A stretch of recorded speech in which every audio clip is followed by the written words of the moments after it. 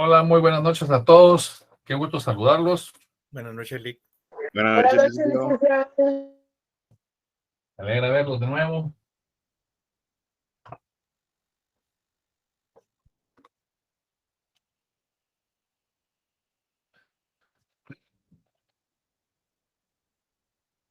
Como se supone que ahora sí tenemos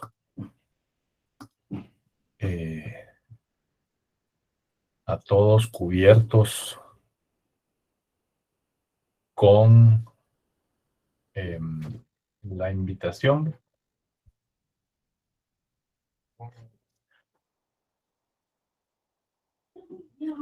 En la agenda, entonces podemos dar inicio a las 7 en punto y aprovechar de mejor manera el tiempo. Solo para recordar donde nos habíamos quedado en la última ocasión que nos vimos.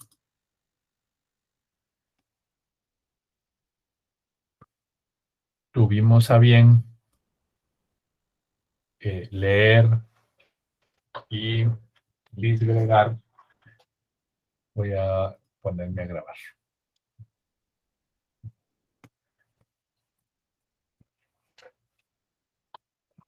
El artículo del Código Procesal Penal en el que se establecen quiénes pueden o a quienes se consideran agraviados dentro del proceso penal, que por supuesto son los que eventualmente podrían estar legitimados para presentar o ser parte en las acciones penales.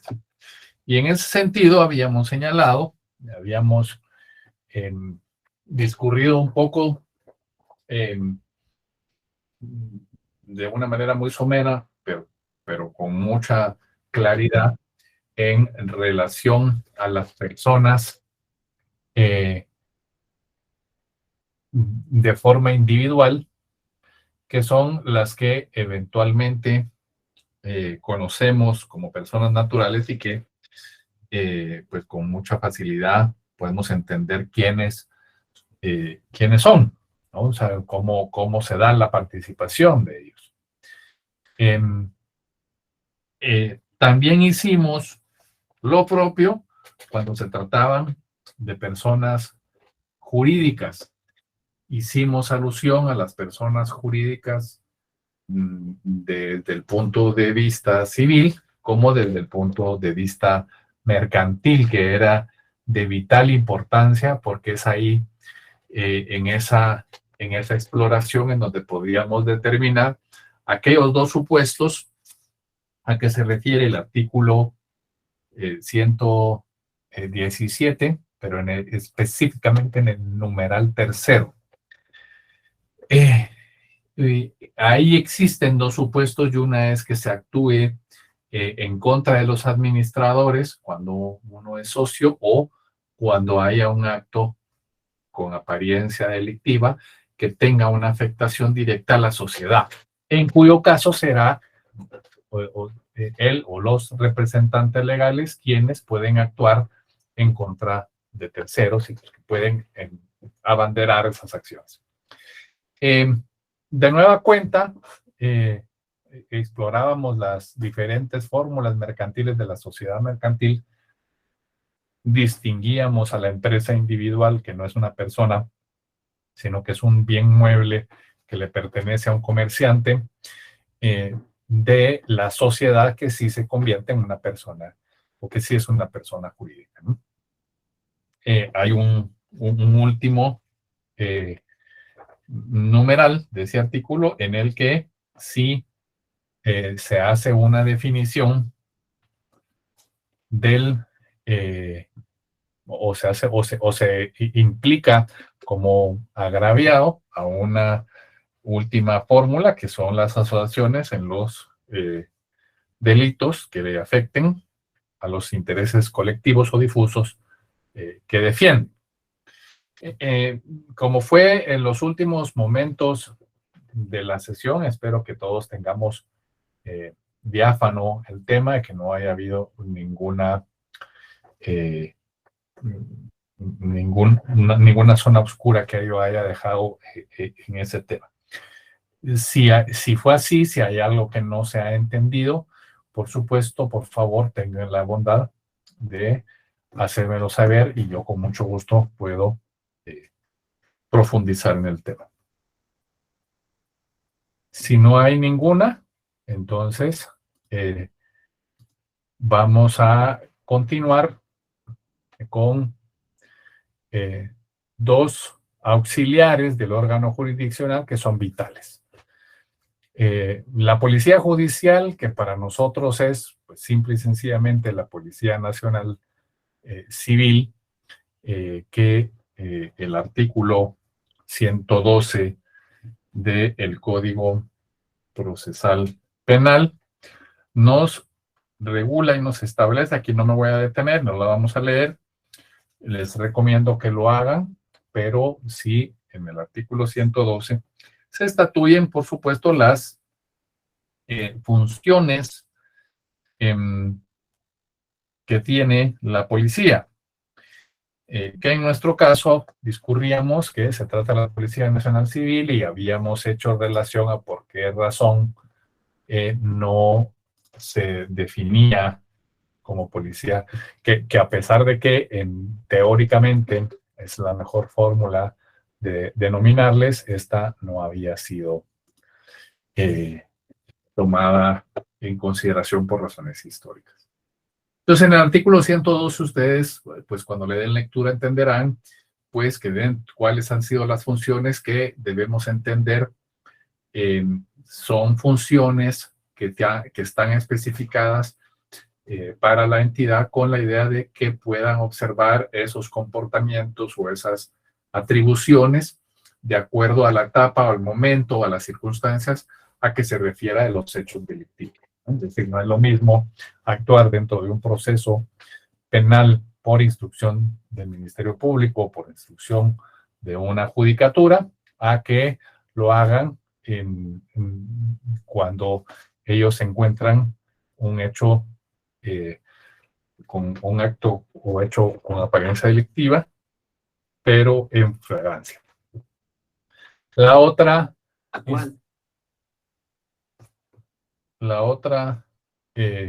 institución, sujeto auxiliar que interviene, pues es el médico forense, que pues ya en los últimos años, ya no es muy cercano, desde 2006, cuando se emite el decreto, la ley orgánica de creación de fundación del Instituto Nacional de Ciencias Forenses de Guatemala, que es el INACIF, y que pues ha sido fundado con la intención precisamente de ser un órgano auxiliar que en forma independiente pueda emitir dictámenes científicos para respaldo de la judicatura en general, ¿no? Y que pues no es una institución que actúe con exclusividad a la judicatura penal, sino que se amplía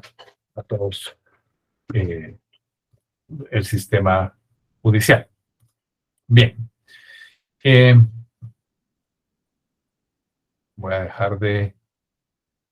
¿Alguna duda hasta acá? Me he dado a entender con lo que he señalado.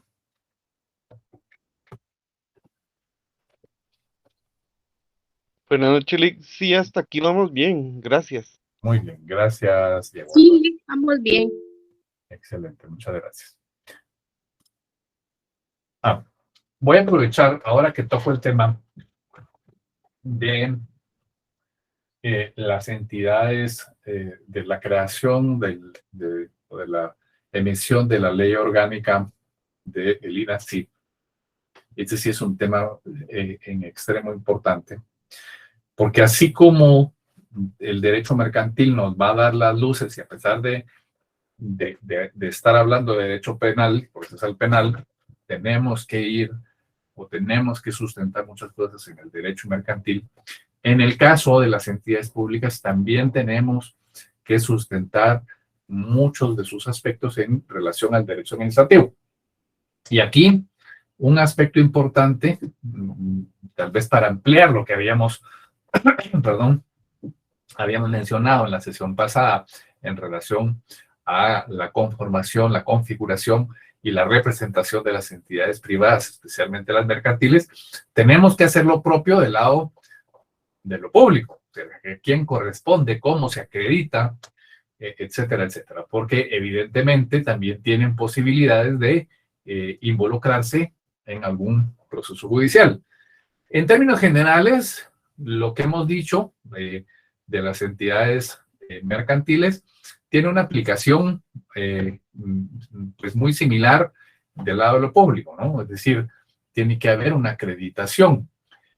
Hay una teoría general de la representación que se estudia específicamente para todos esos aspectos, pero que de cuya esencia pueden responder algunos principios básicos, ¿no? Y en el caso de Guatemala, la representación de una entidad pública se acredita con dos documentos. Uno es el nombramiento o la elección o la definición, y dos, con el acta de toma de posesión. Todo funcionario público para iniciar o inicia y termina su gestión, sea el que sea, con dos actas, un acta de toma de posesión y un acta de entrega del cargo. Esas certificaciones son las que nos dan la luz de dónde empieza y dónde termina la gestión de ese funcionario público. Y en el caso del nombramiento, pues depende de cuál sea la entidad, ¿no? O sea, el gerente de pues del Instituto Nacional de Administración Pública, pues tendrá un nombramiento que será emitido por alguna entidad o por algún cuerpo o algún órgano administrativo, que según entiendo yo debería de ser el Consejo del INAP, o pues el ILTRA, el Consejo del ILTRA para el gerente, y habrán otros que están relacionados con un nombramiento de un específico de la Presidencia de la República o de un ministro. En otros casos, como los alcaldes, pues se hace con la declaratoria de elección por parte del Tribunal Supremo Electoral, en el caso del organismo judicial o de la Corte de Constitucionalidad, con el nombramiento, que no es nombramiento, sino con una declaración que hace el Congreso de haber quedado electos en el proceso. Y por supuesto, con la que sí es unívoca y que no puede variar en ningún lado, es el segundo documento, que es el acta de toma de posesión. Esto es importante porque, pues obviamente, independientemente en qué parte actúen, el funcionario debe de acreditarlo, ¿no? Ahora bien, un aspecto de relevante importancia es el hecho de que las entidades debemos distinguir. Bien, veíamos algunos artículos en donde señalaban que una entidad podría ser agraviada si no es entidad centralizada, ¿no? Y entonces se puede convertir en querellante, y estas son entidades que se crean a través de una mayoría calificada en el Congreso de la República, ¿no? Son esas entidades descentralizadas o autónomas que tienen que tener una ley, que tienen que tener una configuración en esa ley, y que para poder fundarse, como se hizo con el INASIF en ese decreto del 2006, se tuvo que haber emitido por el Congreso de la República con 2/3 partes de sus miembros, y con ello, por supuesto, dar vida. Esto pasa con todas las entidades descentralizadas y autónomas del Estado, las que ustedes quieran, ¿no? Estas, recordemos, pueden ser querellantes en sus propios asuntos, y la SAT en específico para todos los temas tributarios. En esa línea de ideas creo que tiene que fortalecer muy bien esos aspectos, porque puede hacer que tengamos en esos momentos algún tipo de conflicto en el cual tengamos que dilucidar y tenemos que ser muy certeros con esa información, ¿no? Saberlo, y a veces pues tenemos principios muy generales que son como los que les acabo de señalar, que son los que nos dan la luz o la línea de por dónde es que debemos orientar nuestras acciones. ¿Alguna duda al respecto?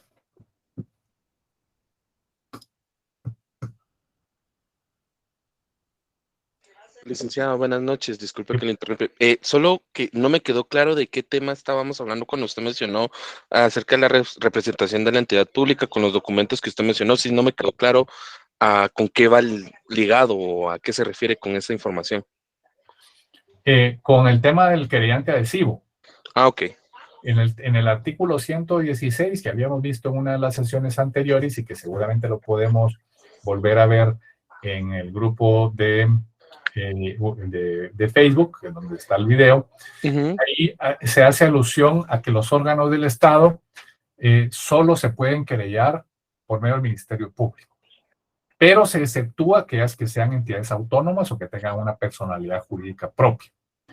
Entonces, ¿eso qué quiere decir? Que el Ministerio de Desarrollo, el Ministerio, todas las entidades del organismo ejecutivo que son centralizadas, no se pueden querellar, sino lo tienen que hacer a través del Ministerio Público. Pero en el caso de esas entidades que requieren una mayoría calificada, que con esos que están fundadas, ellas sí pueden querellarse con esa autonomía que se les ha otorgado a través de ese procedimiento especial en el Congreso, lo pueden hacer porque tienen una personalidad jurídica propia. Y aludíamos a que en el caso de los delitos en contra de la administración tributaria, quien puede querellarse también es la Superintendencia de Administración Tributaria. Ah, ok, perfecto. Muchas gracias, Alex. Solo eso no tenía muy claro. Me habían tenido la demás parte, pero solo quería saber a qué se está relacionando. Muy amable. Con mucho gusto, David, a tus órdenes. ¿Alguna otra duda respecto al tema?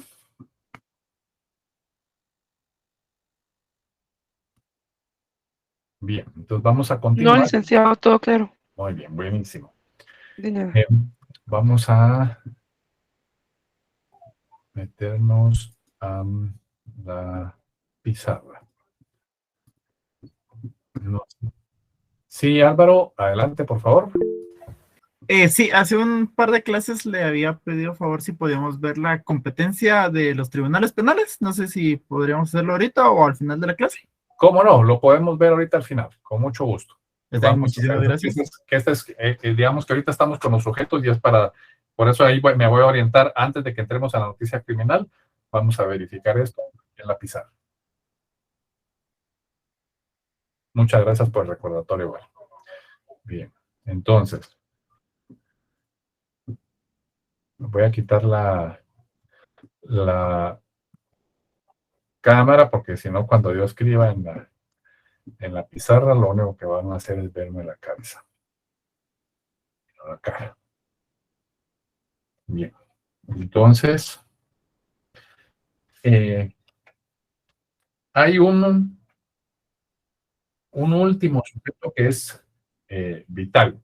Por favor, le pueden avisar a sus compañeros en el chat que ya no estoy dando ingreso porque tienen que hacer su aprobación en el calendario.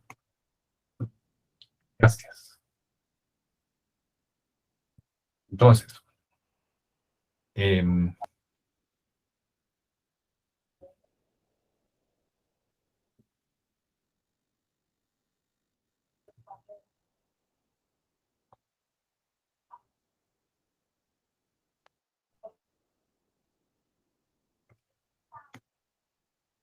a la persona que le acabo de dar ingreso, no voy a mencionar el nombre, pero por favor, tienen que hacer la aceptación en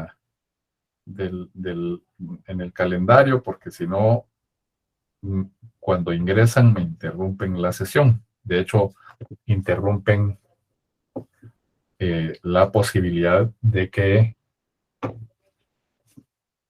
otra persona. Bueno, a las personas que les acabo de dar ingreso, por favor, les ruego y les insisto en que vayan a su calendario y acepten con la misma cuenta que ingresan a esta sesión, tienen que aceptar la cita para poder ingresar sin interrumpir la sesión, por favor. Bien, entonces, otra persona. A las personas que le acabo de dar ingreso, por respeto a las personas o a nuestros compañeros que se han venido temprano, vayan a la agenda de su cuenta de correo con la que ingresan, le dan a aceptar a la clase y con eso pueden entrar y salir las veces que quieran sin interrumpir la sesión. Muchas gracias, les agradezco mucho que tengan esa deferencia. Bien, entonces ahora me voy a regresar.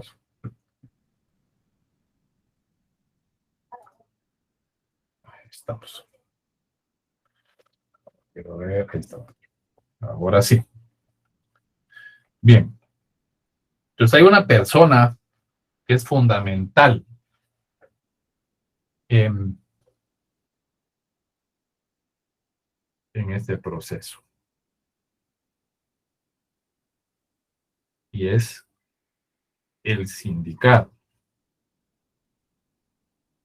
¿Alguien tiene a la mano, o me pueden levantar la mano para ayudarme a leer un par de artículos, por favor?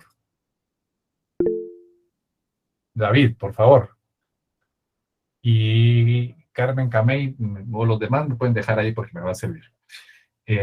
David, ¿me puedes leer el artículo 70 del Código Procesal Penal?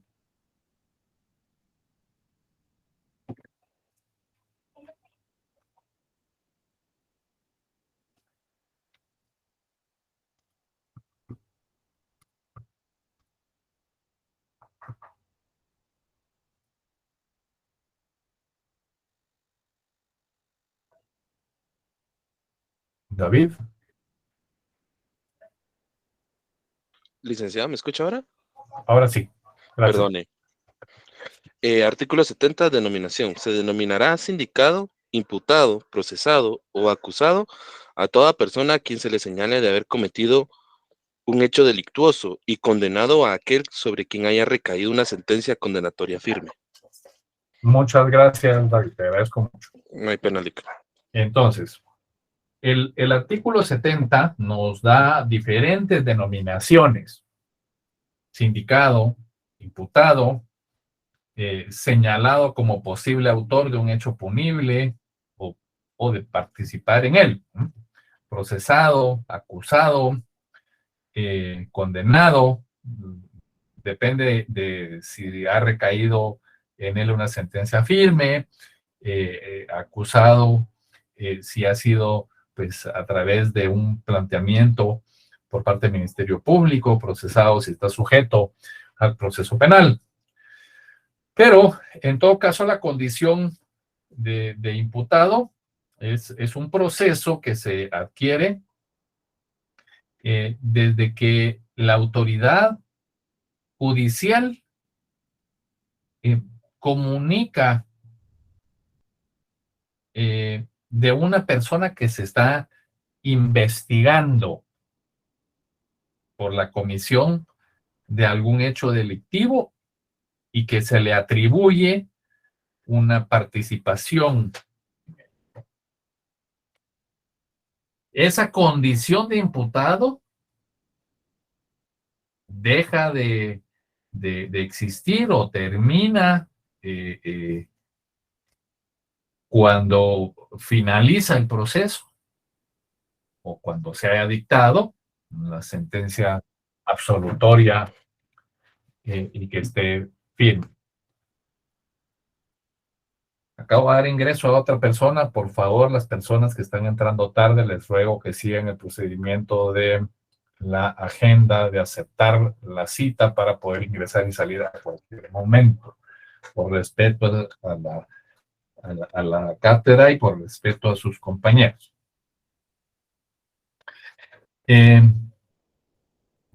Ahora, el imputado es, a diferencia de los que ya hemos observado, la parte pasiva del proceso. Es en contra de quién se somete el proceso.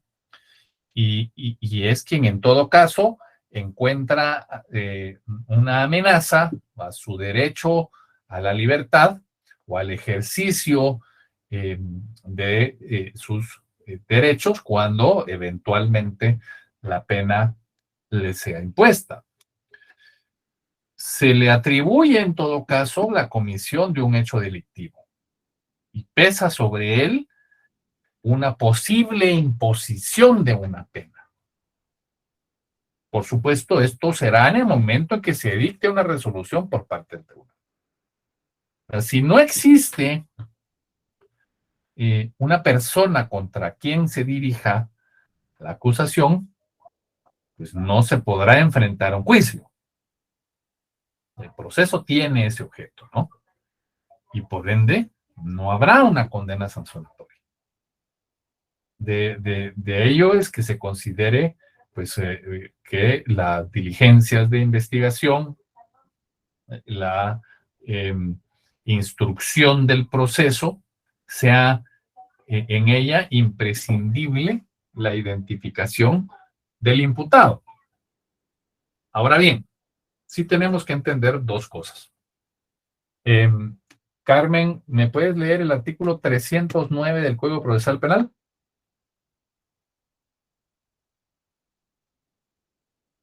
Buenas noches, Lick. Con gusto. Gracias. 309. 9. Muy bien.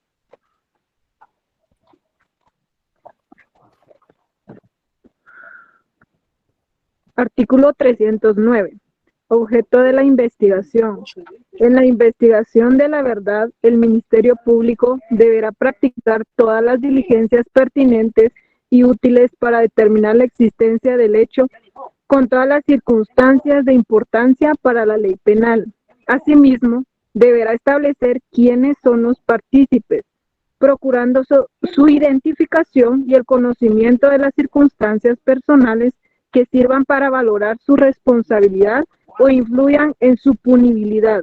Verificará también el daño causado por el delito, aun cuando no se haya ejercido la acción civil.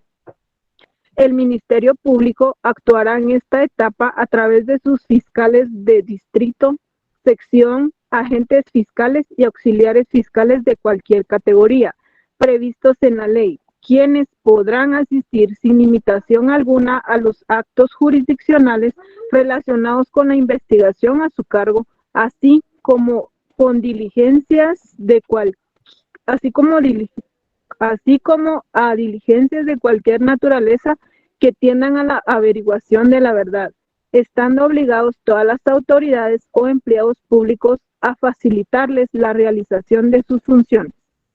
Te agradezco mucho, muy amable. De la norma que Carmen está, del artículo que Carmen ha recién leído,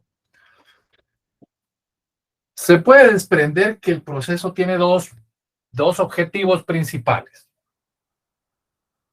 Primero, el conocimiento de la verdad, la averiguación de la verdad real de lo que ha sucedido. Pero también de encontrar quién participa, identificar al participante de los hechos que han revestido apariencia de delito. Y ustedes recordarán que al principio de nuestras sesiones encontrábamos que podemos identificar conductas socialmente reprochables que nos pueden causar repugnancia, pero que no necesariamente constituyen delito. Pero en el caso de que sí exista, necesariamente tenemos que encontrar primero lo que sucedió, es decir, identificar si en efecto sus hechos constituyen la comisión de un acto delictivo, y dos, si es que se dio y encuadra, entonces, ¿quién participó? Porque no nos sirve como sistema definir que ha existido un delito. ¿De acuerdo? O sea, no me sirve saber simple y sencillamente si es cierto que se robaron un vehículo, si es cierto que se robaron los libros de contabilidad de una sociedad. No, también corresponde identificar a la persona, señalando, por supuesto, al posible responsable, porque si en esa persona no podrá haber una condena, no podrá haber una sentencia en el... De esa cuenta, cuando no se ha individualizado a la persona, procede el archivo.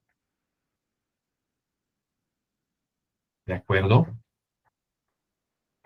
Con el artículo 327 del Código Procesal Penal. De ahí dejo los artículos porque creo que ustedes tienen que hilvanar y concatenar esas normas. Como hemos dicho, el Código Procesal Penal es muy disperso, no tiene el orden que nos había acostumbrado el Código Procesal, o que nos ha acostumbrado el Código Procesal Civil, y entonces al hacer esta indicación conceptual, las normas tienen que estar concatenadas de esa mejor forma.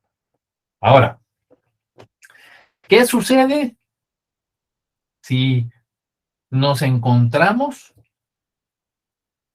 con una persona, con un sindicado, que no sabemos los datos o no tenemos los datos, o simple y sencillamente es una persona que proporciona datos falsos de identificación? Y para ese efecto, el artículo 72 del Código Procesal Penal establece que debe identificarse al sindicado en la primera oportunidad que se tenga. Es decir, cuando comparece ante el juzgado, que conoce el proceso,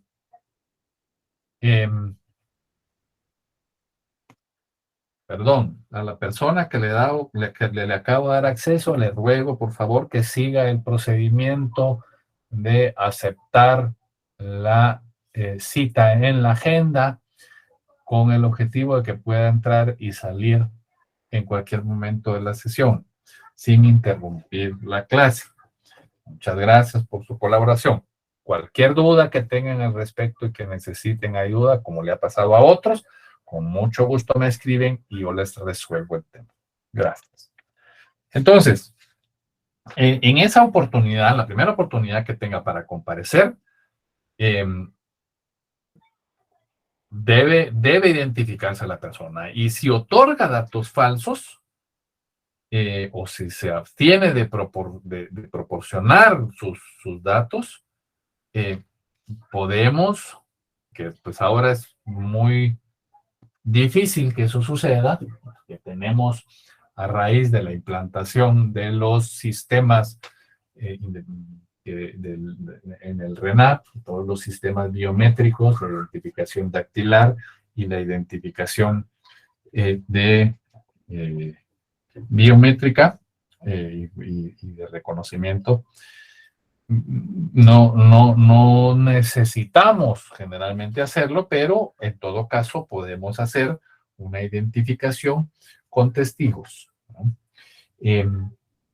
y la duda sobre la verdad de su identidad, sobre su verdadera identidad, sobre la identidad correcta de una persona, es importante no altera el curso del procedimiento, ¿no? Pues porque existe la posibilidad en todo caso de que los errores sobre estos datos puedan ser corregidos eventualmente en ese proceso, ¿no? Ahora, ¿quiénes tienen capacidad? ¿Quiénes tienen legitimación para intervenir en el proceso como imputado?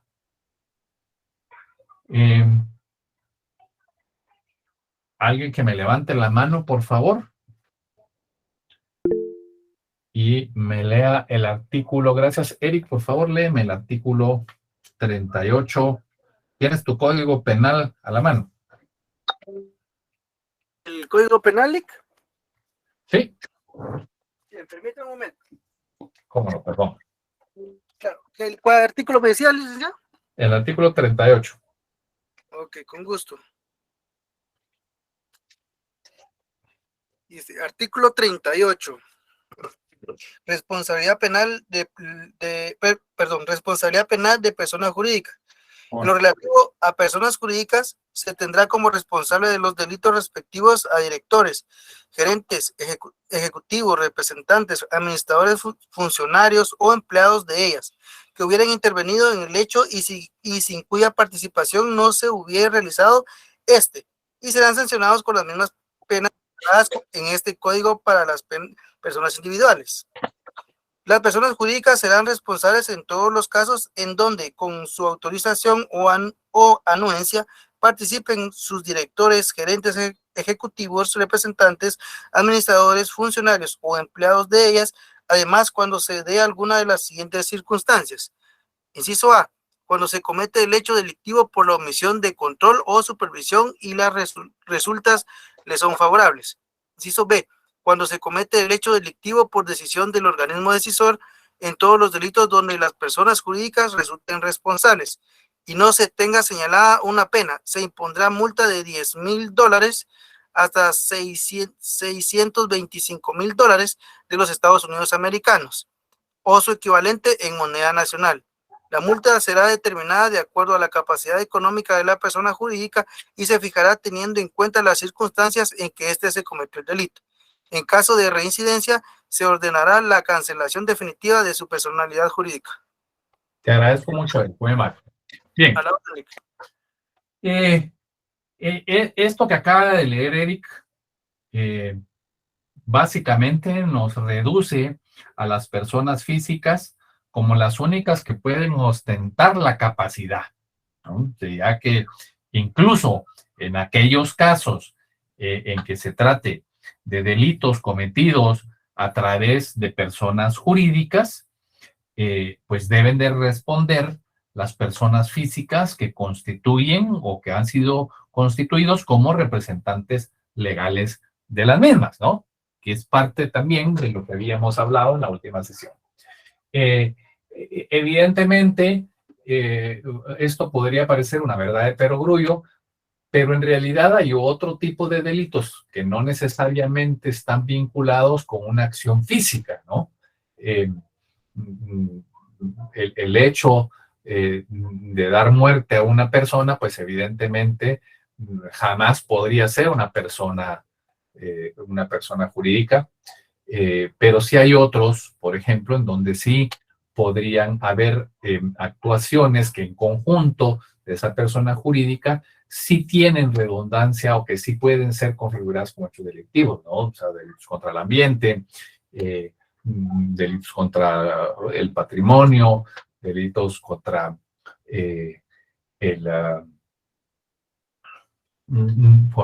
contra el fisco, todos esos delitos que cometen las personas jurídicas terminan siendo responsables los representantes legales. Por eso, ojo, cuando les digan a ustedes, mire, Lic, hágame un favor, sea usted el representante legal, tienen que tener el cuidado de ser un verdadero representante legal, o sea, tienen que conocer la administración. Si ustedes son administradores únicos o son presidentes del Consejo de Administración, pues eventualmente tendrán que darle la debida cautela a sus actuaciones y tener reconocimiento de lo que está haciendo la entidad, porque la responsabilidad penal se transfiere a ese representante. ¿He dejado claro este punto? Me di a entender, porque este sí es importante. Licenciado, disculpe, sí se le entendió, pero ¿será que este sería tan amable de indicar un ejemplo mucho más fácil de captar? Disculpe. Sí, claro que sí, Jocelyn, con mucho gusto. Muchísimas gracias, mi amor. Vamos a ver. El típico que por antonomasia es el delito por el cual, inclusive por descuido, puede cometer una persona jurídica, es la defraudación tributaria, ¿no? O sea, o digamos un delito, no voy a poner cuál, un delito en contra de la administración tributaria. No dimos declaraciones, se nos olvidó, los miembros de la administración de la sociedad tuvimos un descuido y no la dimos.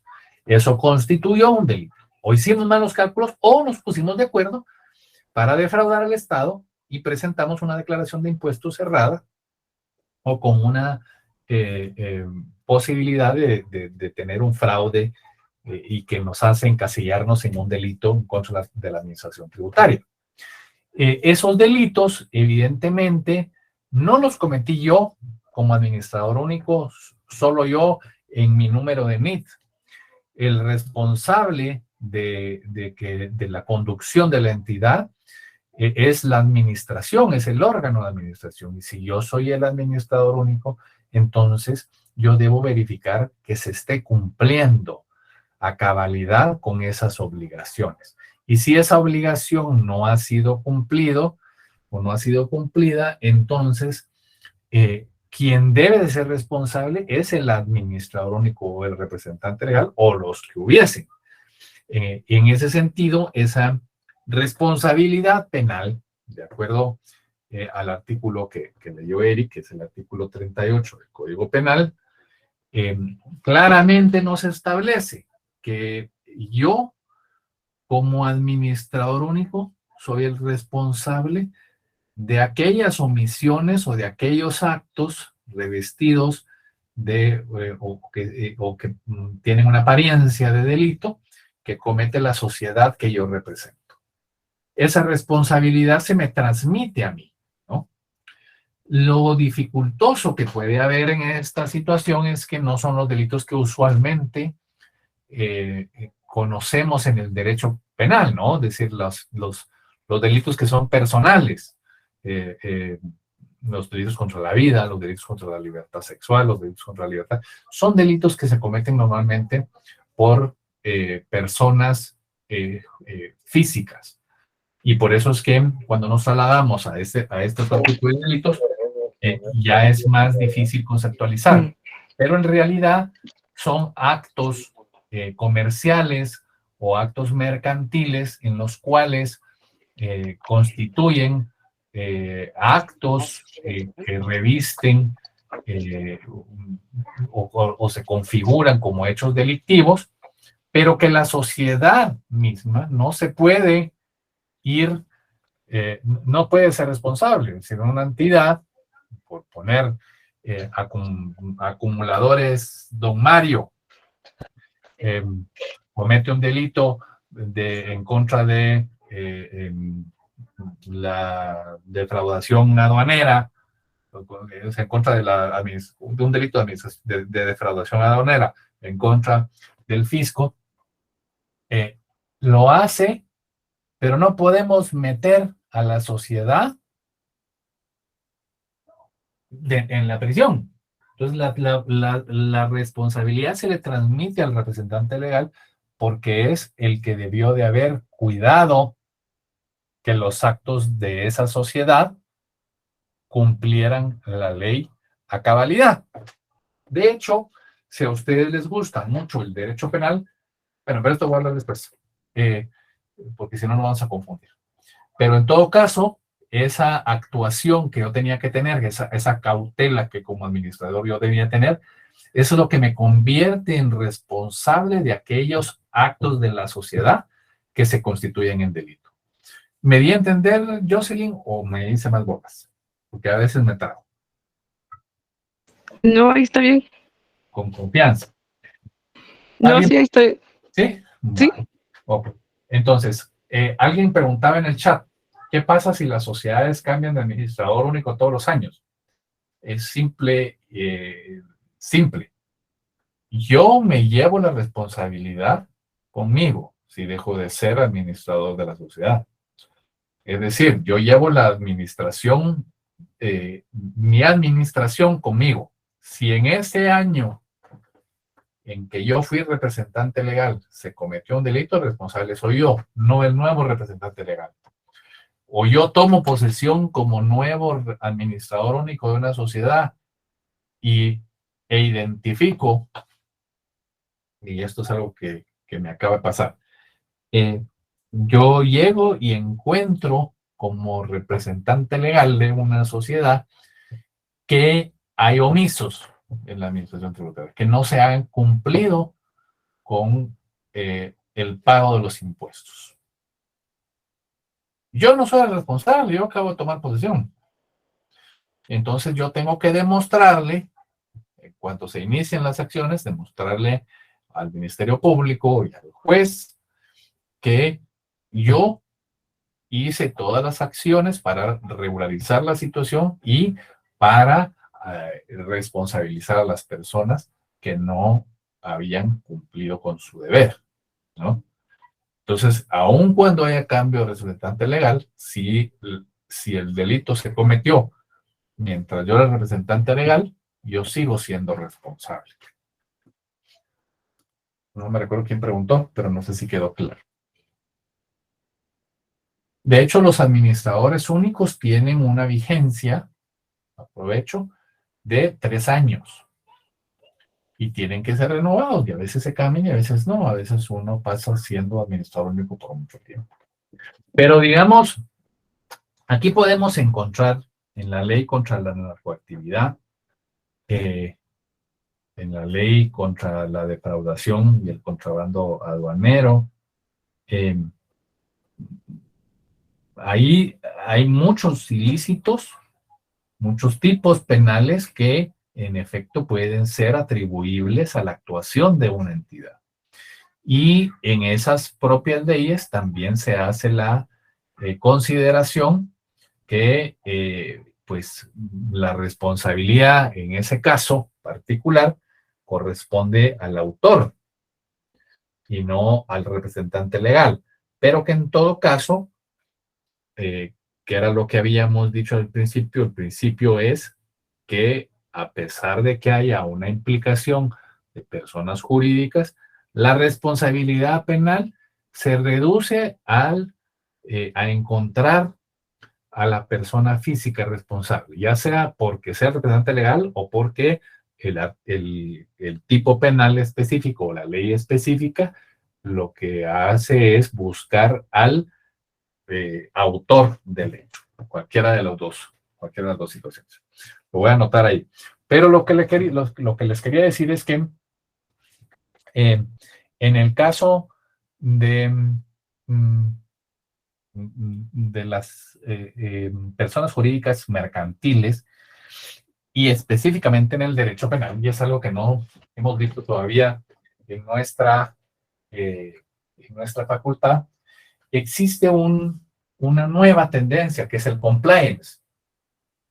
El compliance, que significa cumplimiento, que es una fórmula, una sistematización para las entidades privadas de verificar el cumplimiento de todas nuestras obligaciones legales, especialmente cuando las empresas empiezan a crecer, tienen que prevenir el incumplimiento, porque llegan a acumular tantas obligaciones legales que pues se tiene que sistematizar ese cumplimiento. Y ese compliance está relacionado también con la preservación de la responsabilidad penal. Hay mucha tela que cortar en esto. Esto es algo que se ha implementado recientemente, pues en los últimos 20 años. Ha sido muy, muy sólido. De hecho, hay muchas empresas que a nivel internacional, inclusive a nosotros los abogados, nos piden que para ser contratados tenemos que llenar ciertos requisitos de certificaciones de cumplimiento para poder ser contratados en esas empresas, ni siquiera como personal, como pues relación laboral, sino como profesionales. Y hay mucha teoría, y de hecho acá recientemente, que hace un par de años, se hizo una norma ISO para hacer toda esa implementación. Un tema en extremo y muy, muy interesante, y que además tiene mucha temática para hacer, para tesis. Abundan los temas, es un tema nuevo, un tema novedoso. Entonces, aquí en la persona física podemos tener entonces la posibilidad de que sea por la representación legal o por autoría. Depende de la ley. La ley es la que nos va a decir a quién, en contra de quién debemos de enderezar esa responsabilidad. Ahora, ¿qué pasa si es una persona incapaz la que ha cometido un ilícito?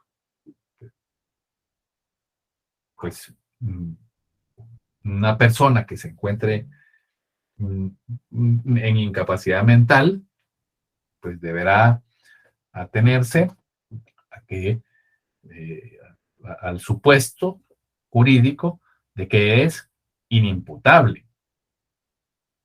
O sea, no puede imponérsele una pena, pero no puede, por supuesto, sencillamente dejársele en plena libertad, sino que pues se inicia un proceso específico que se denomina juicio para la aplicación exclusiva de medidas de seguridad y corrección. Pero que evidentemente no se puede atender o incoar el proceso común. Y pues obviamente constituye otro proceso en específico. Ahora, esta persona que ha cometido el hecho se pone a disposición de un órgano jurisdiccional competente, y ese órgano jurisdiccional pues procede a decretar su internación para la observación respectiva y eventualmente definir si corresponde ese juicio de aplicación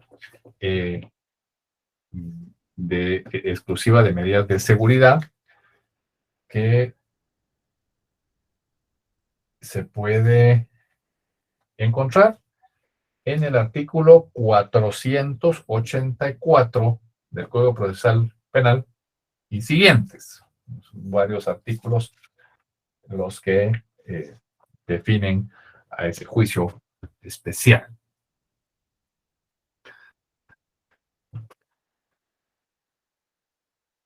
Vamos a ponerlo.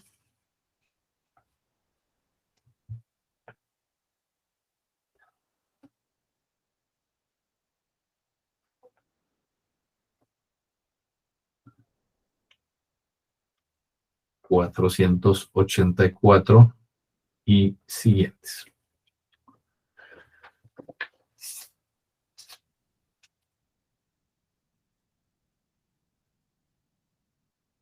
Ahora, puede suceder que la incapacidad sea sobrevenida.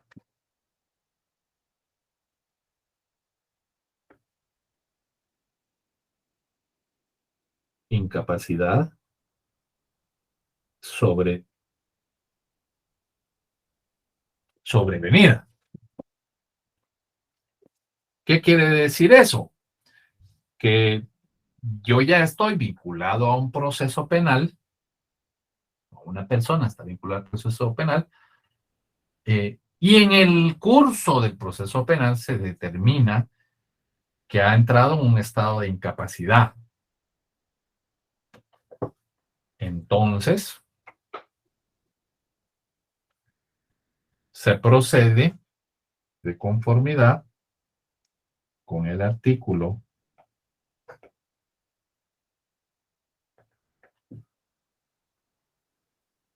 38. Todos estos artículos son del Código Procesal Penal. Solo aquí vamos a poner el 38 del Código Penal.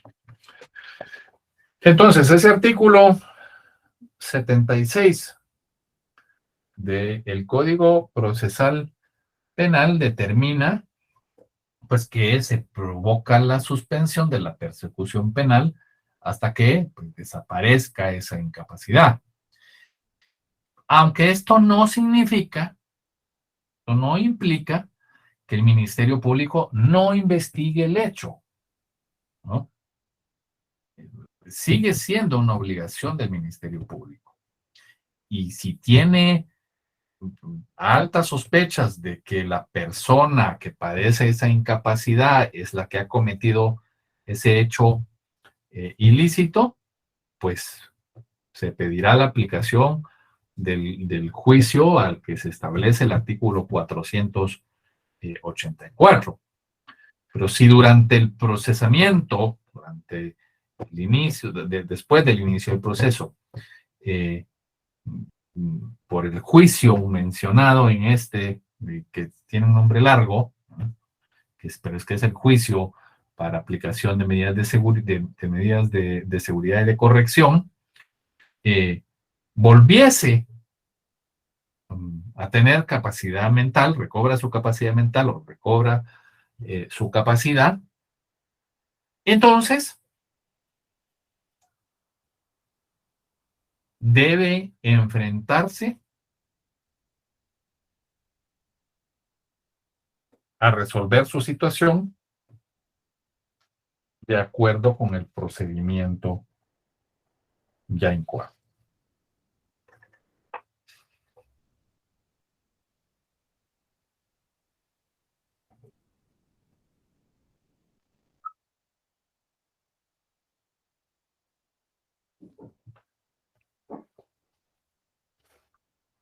¿Estamos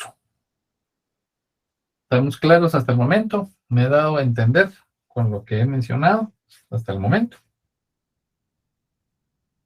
Sí, ya. Muy bien. Hay una serie de aspectos, muchas gracias, que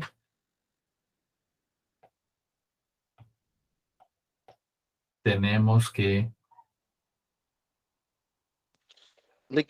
Disculpe una pregunta. Ahorita que estábamos hablando de este artículo 484, ahí es como en este caso son incapaces, no se les puede aplicar una pena, pero ahí es donde se les puede decir que ya se van a un lugar psiquiátrico para poder mejorar y después procesar la pena, o ese sería el castigo. Depende de la situación en específica, porque la incapacidad tiene muchas fórmulas, pero en efecto, sí,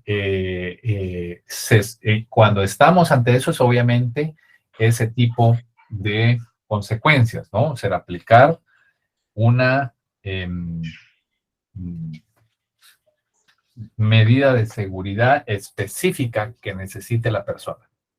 Por supuesto, si recobra, entonces tendrá que enfrentar su responsabilidad como corresponde.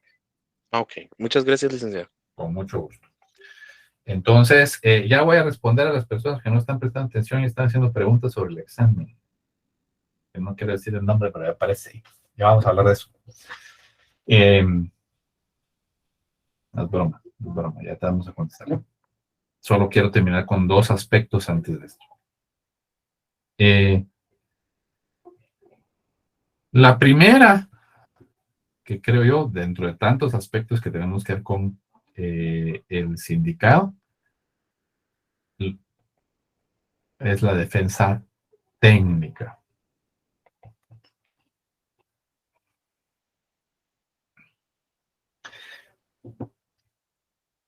El sindicato tiene derecho a elegir un abogado defensor, necesariamente. Y ese abogado defensor, si no lo puede contratar, si no lo hace, el tribunal debe designar a uno de oficio antes de que se produzca la primera declaración.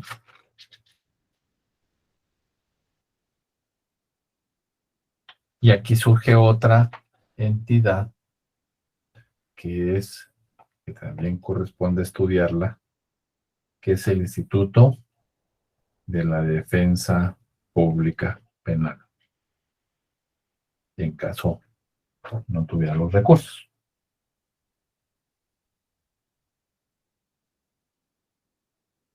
Mientras eso, o si tienen los recursos, pues obviamente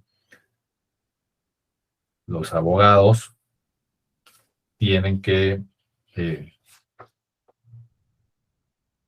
perdón, estoy viendo en el código que me equivoqué.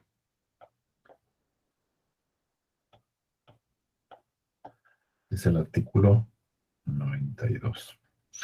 Y siguientes. Porque más adelante se establecen las fórmulas en que debemos de proponer y quiénes pueden ser, que evidentemente se trata de colegiados, de abogados colegiados activos, y no puede pues darse un mandato pues, con respecto a esa calidad, ¿no? Y cuáles son todas las reglas. No nos vamos a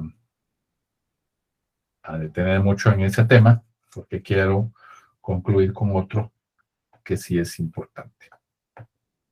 Bueno, ambos son importantes, pero que no quiero que se nos pierda. Que es la rebeldía.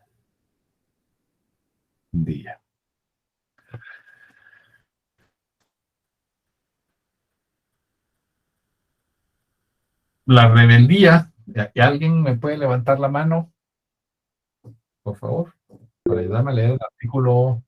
Ronald, por favor, lee el artículo 79 del Código Procesal Penal.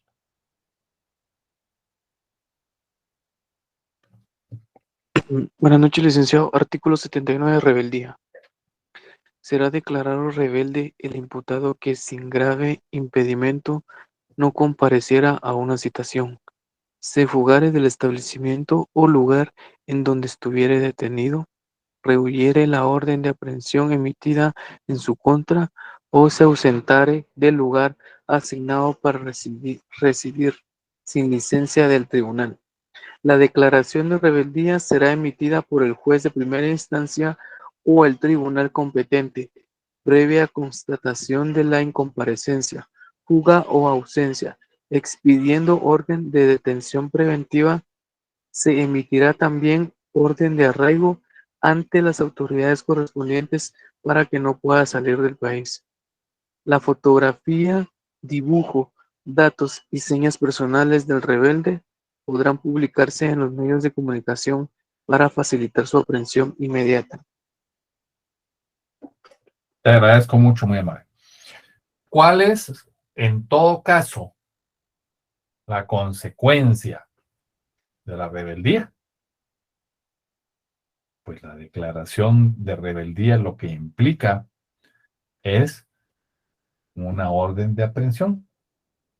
Se ordena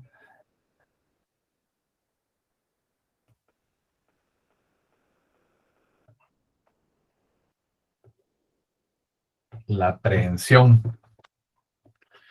y se puede dar una orden de arraigo para que no pueda salir del país.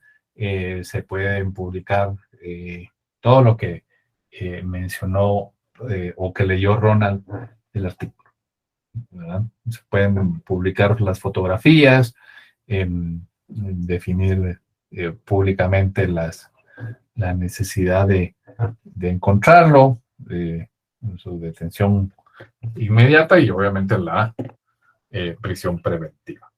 Fundamental para el caso de los sindicados.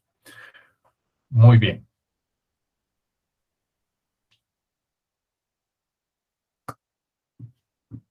¿Todo claro hasta el momento? Lick, yo tengo una duda. Sí, Claudia, por favor. Solo para confirmar, cuando es menor de edad es orden de conducción. No, cuando es menor de edad hay una normativa específica para menores de edad. y hay procedimientos en específicos y tribunales específicos. Cuando hablamos de incapacidad, era incapacidad volitiva, a las que se refieren los artículos que leímos. Gracias. Mucho gusto, Claudia.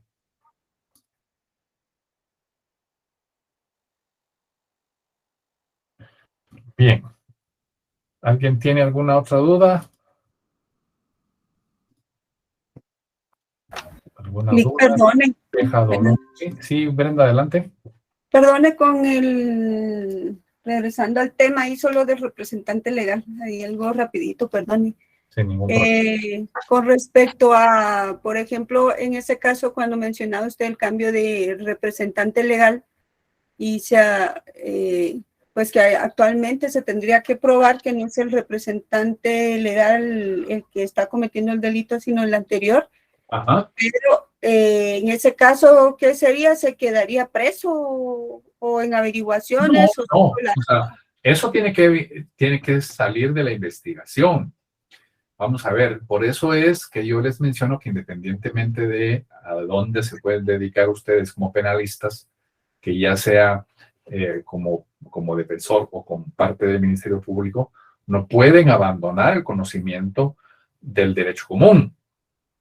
Porque en la investigación el Ministerio Público tiene que saber dónde buscar. Y lo primero que tiene que hacer es pedir la información al registro mercantil para determinar en qué fechas ha sido representante legal el posible o el sindicato.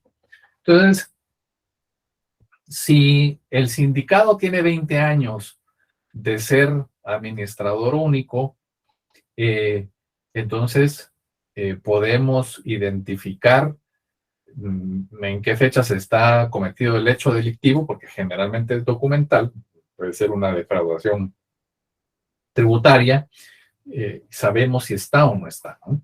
O si han cambiado cada año y la defraudación tributaria es en el 2022, pues se piden al registro los representantes legales desde el 2015 para acá y se determina quién es el responsable.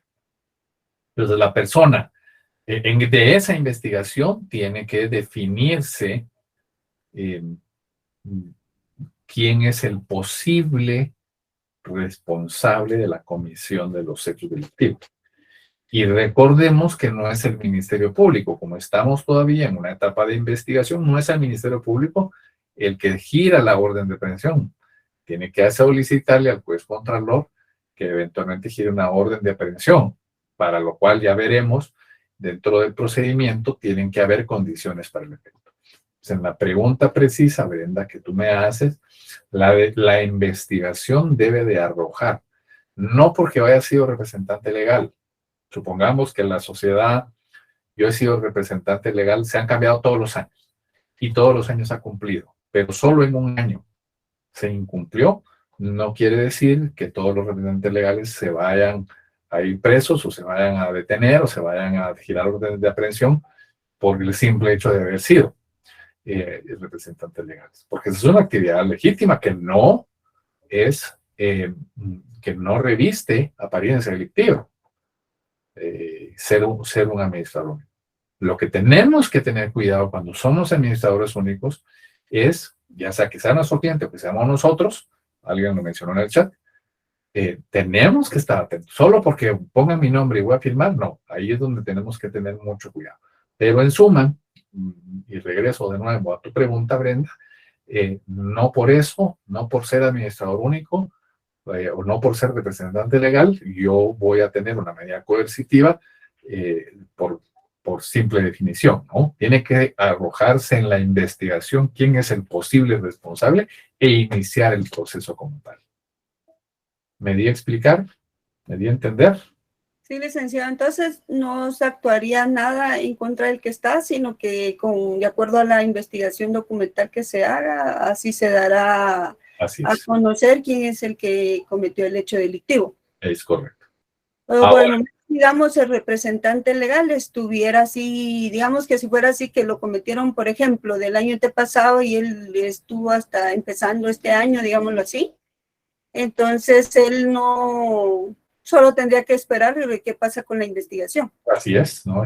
Investiga todo el proceso normal de una investigación documental. Es correcto. Así Gracias. es. Así es. Con mucho gusto. Por supuesto, salvo la condición de que conozca un delito, que conozca la comisión de un hecho delictivo y que haya omitido la denuncia. Ahí cae en otro delito. Ya no es lo mismo, ¿verdad? Pero ahí, eso ya es de forma personal. Pero en suma es así como tú bien lo explicaste. Gracias, Lick. Con mucho gusto. En lo que se ve, bueno, van a comer. No hubo un tiempo en que sí era un poquito así, ¿verdad? Siempre, normalmente, siempre, en efecto, como bien dice Brenda en su comentario, el representante legal fácilmente lo llaman a declarar, pero tampoco tenemos que tener miedo de ir a declarar porque eso simplemente es parte de la averiguación. Bien, entonces, ¿alguna duda, comentario, dolor, queja, señalamiento? ¿No? Bien. Si no, ya saben que con mucho gusto. Valverde y Gisela hacía qué temas vienen en el primer parcial. Viene todo lo que veamos. Lo único es que sí va a ser más práctico que teórico, aunque van a haber preguntas teóricas. Publicaron en efecto los exámenes parciales. Voy a ser honesto. Ahorita te doy la palabra, Clara.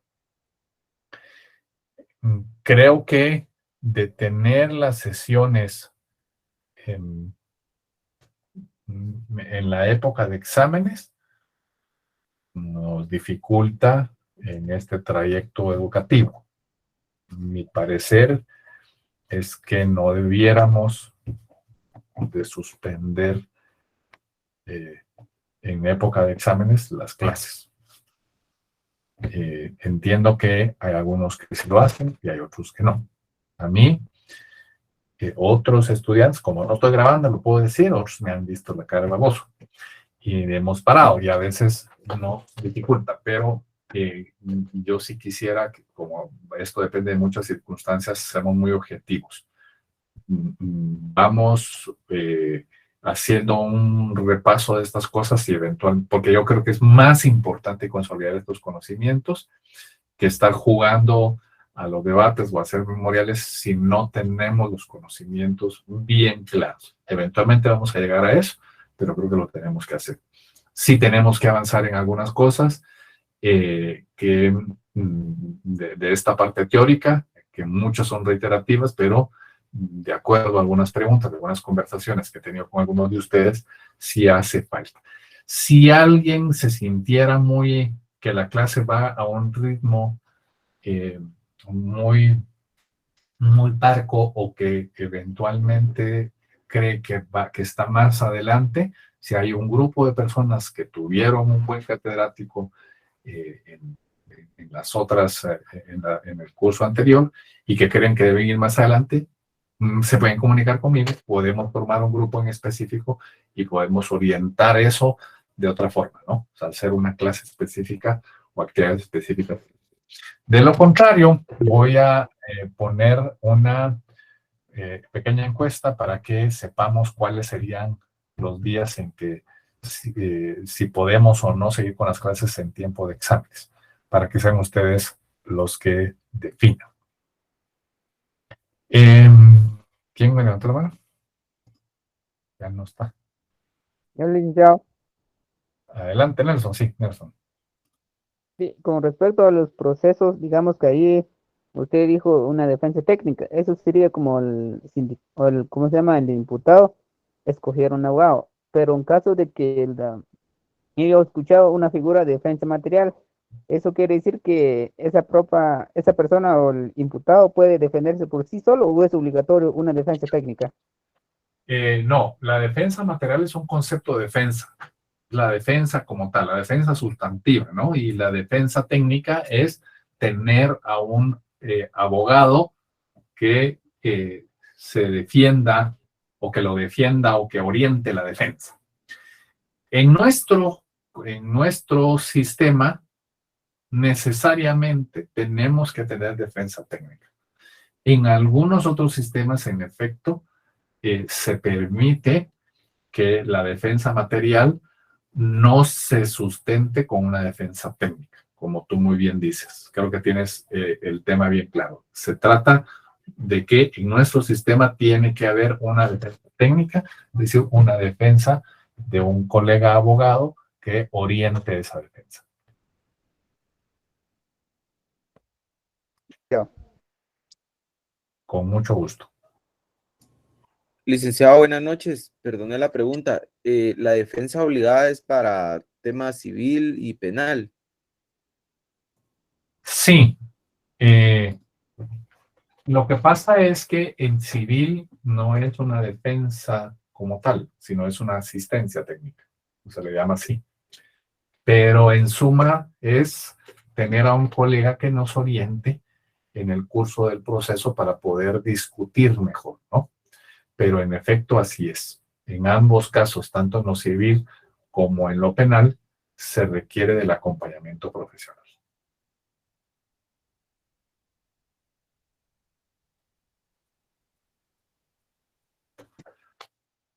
¿Alguna otra?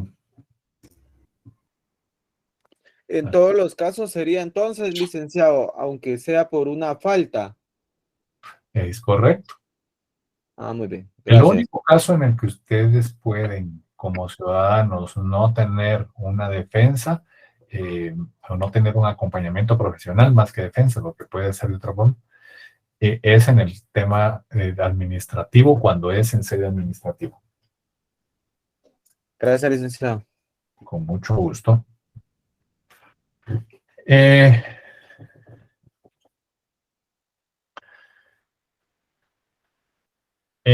María Fernanda Berrondo, ¿me puedes mandar un WhatsApp? Platícalo con tus compañeros, se ponen de acuerdo, me hablan y nos acordamos una forma de trabajarlo y ver en dónde se sienten ya más cómodos para poder avanzar con ustedes. No se preocupen, Jocelyn y Víctor, no es nada del otro mundo, es lo mismo que hemos hablado. Creo que si ustedes repasan los conceptos, leen la ley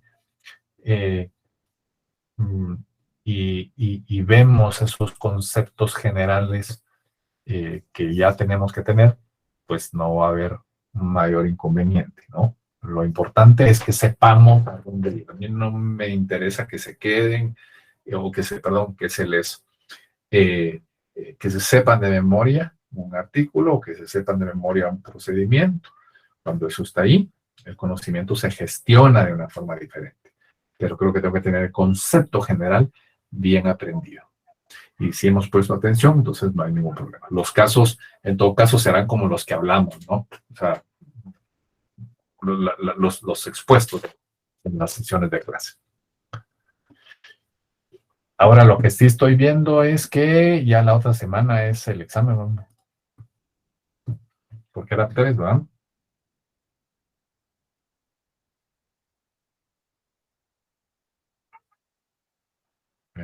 Vamos a ver, así es la otra semana, pero viernes, ¿verdad?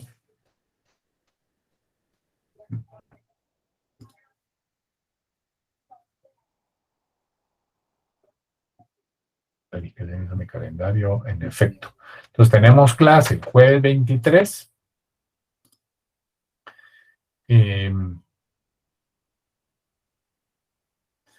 Y lo que tenemos que determinar, según la encuesta que voy a poner, anónima, para que no, es si tendremos clase el martes 28 y el jueves 22. Que lo que podemos hacer es tener solo el martes 28 y no el jueves 22 para que se dé tiempo. Pero les pongo las dos opciones ahí para que ustedes decidan. Muy bien. ¿Alguna otra duda o comentario? No, Lick, muchas gracias. Ok, perfecto.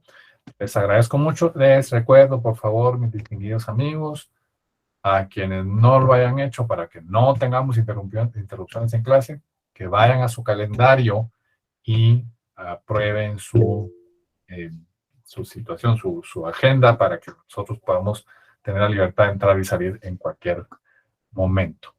Sí, Wilson, adelante. Buenas noches, Lick, y espero que esté muy bien. Con una consulta. Sí, dime. ¿Qué día va a realizar la encuesta? Perdone, no logré escuchar. Yo creo que la voy a poner mañana y yo les aviso en el chat cuando esté lista. Okay. La idea es que no esté abierto mucho tiempo, bueno, por lo más 24 horas. Ok, listo, Lick, muchas gracias. Buenas noches. Con mucho gusto. ¿Alguna otra cosa? ¿No? ¿Estamos? Muy bien. Perfecto. Les deseo a todos una muy feliz noche y les agradezco su presencia por acá. Ya saben que les reitero lo de la agenda. Si tienen algún problema, se comunican conmigo en mi WhatsApp. Que tengan Gracias, Gracias, licenciado. Feliz noche. Buenas noches, licenciado. Feliz noche, Lick. noche. Feliz noche, Lick. Buenas noches, Buenas Lick. noches, Nina. Feliz noche, Doni. Buenas noches. Buenas noches, licenciado. Buenas noches, Víctor. Feliz noche, licenciado. Buenas Feliz noches. noche, licenciado. Buenas noches, Alison.